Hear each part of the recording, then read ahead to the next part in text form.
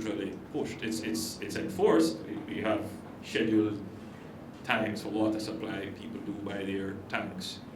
But the issue is, how do we use our water? And in particular, coming on to the summer season, the message of using our water for what we really need it for, ensuring that our pipes are not leaking, that we don't have unidentified drain, wastage of water in our plumbing system. These are all important parts of conservation, and including using plumbing and other appliances that conserve water.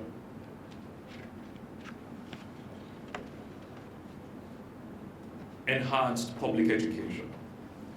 We must place emphasis on public education and greater awareness so that all our citizens will be prepared. We, as members of the National Disaster Risk Management Council, must endeavor to involve and encourage the public in mitigating risks and preparing for disasters. As natural hazards are on the rise, vulnerability is also increasing due to unplanned urbanization and environmental degradation. We cannot continue to lack order and structure. Our urban renewal and development must be carefully planned. Minister, stakeholder engagement is also critical to the success of our national disaster response. And I believe that by having this council, we would have dealt with, by and large, all the stakeholders. And I want to commend our private sector and our churches who have participated with the government in ensuring that we have a strong and robust disaster response. There are some other areas which I'd just quickly like to touch on. I know you've had a presentation from the National Road Safety Council. More and more, road safety is becoming a disaster in itself, in the sense of the number of accidents that we're having, and well, crashes, they're not accidents, the number of crashes, and in the severity the severity of injuries and the number of persons who are dying. We have a particular disaster with motorbikes.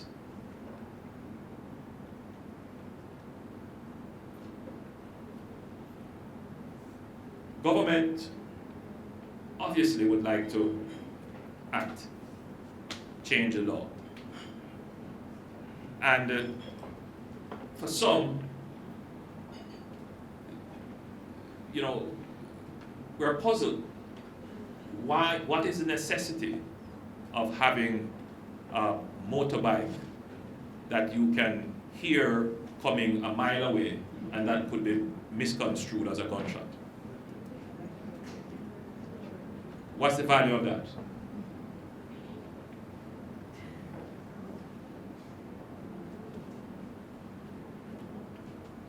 What's the value? I mean, it's a totally meaningless thing.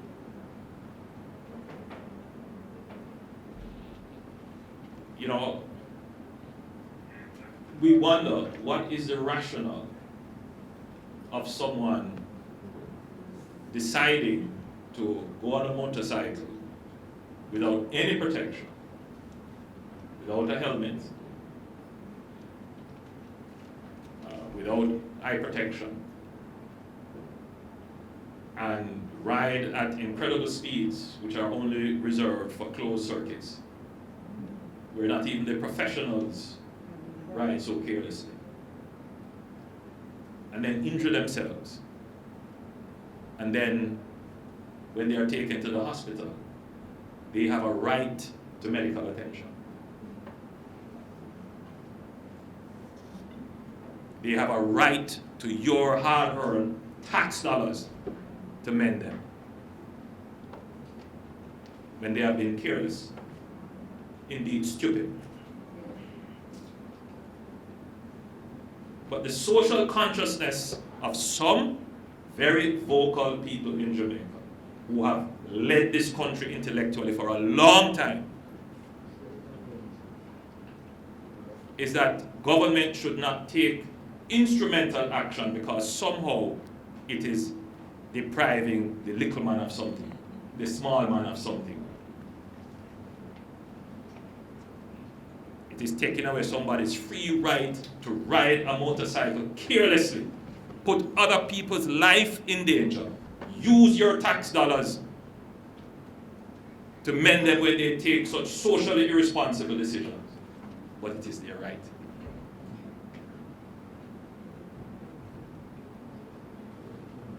The social ethic of Jamaica needs to change to match the irresponsible ethic of those who seek to destroy our society. If you make bad decisions, you must face the consequences. So, I speak this way because I need to communicate to the Jamaicans who are very frustrated, who cannot understand why is it that the government doesn't respond. We can't respond because every move we make, there is some legal argument or some political argument being made about the preservation of rights. The rights of who? It is never a debate about the rights of the victims, those people who suffer, those people who are killed, those people who are injured in accidents. It is never a debate about those who have lost loved ones. What about their rights too?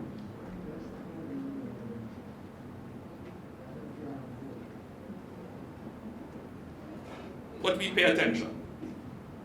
Justice must be blind, but it cannot be deaf. It has to hear the cries of the victims, the people who are suffering. And I can understand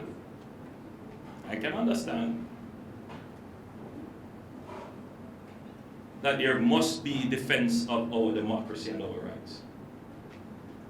And I can understand, and indeed I am the first defender of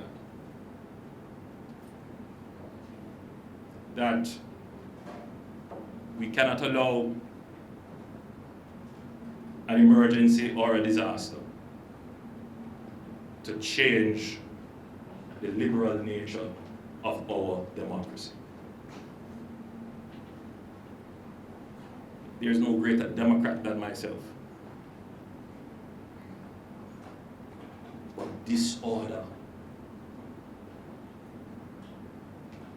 will lead to anarchy. And where we are now, the average person in Jamaica, is that if they can't get law, they will settle for order.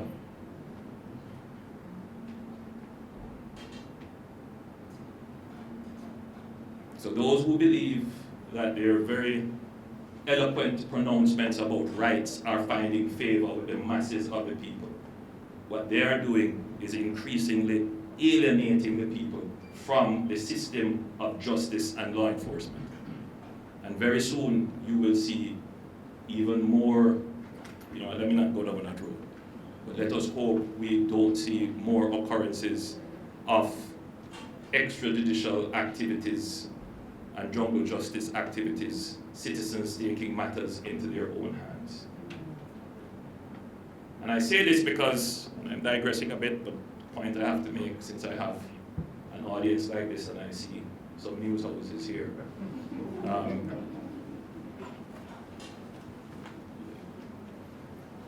I grew up in Spanish Town. I grew up in the heart of Spanish Town.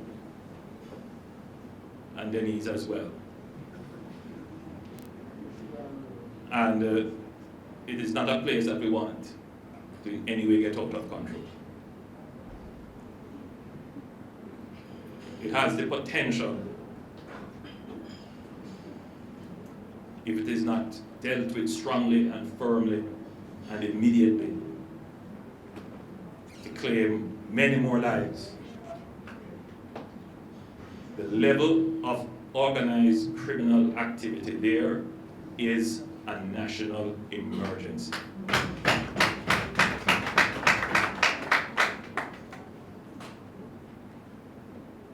I do not have the luxury to be dithering on these matters anymore. We have to act on it. And we have to act to protect the innocent, law-abiding citizens. Someone called me there crying that they are living in fear that gunmen are going to drive in and shoot up their community. And so they have to take things in their own hands and block all the roads in the community. A man coming home in the night from his work, can't get in. He had to come out of his vehicle to try and move the roadblock and was pounced upon. Luckily, they identified him as one of their own, living in the community, and allowed him. But can you imagine if it were a mistake? Citizens are at that point where they feel that they have to take their own security into their own hands. When there are viable legal changes that can be made. But in our liberal democracy, there are certain changes that do require the cooperation of the parliamentary opposition. And even if not required, it does require the support of civil society. Even if it is not legally required, government would not want to act without ensuring that there is public discourse, public understanding, and that civil society agrees to move ahead. And civil society is an amorphous term. You know, exactly who is civil society?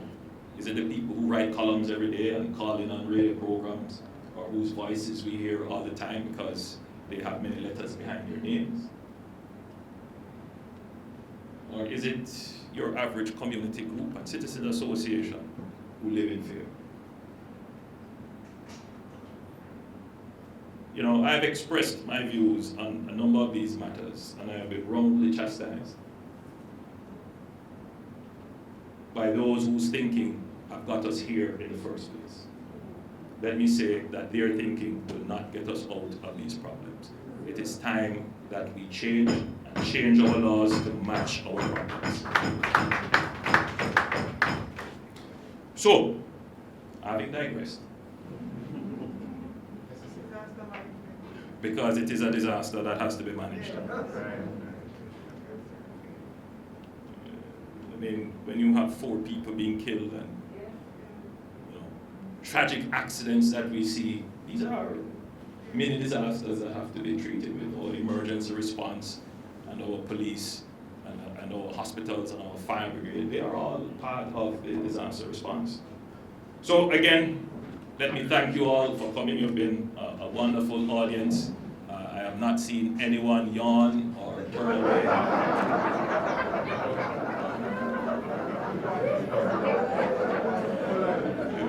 You have all been very rapt and attentive. God bless you and thank you.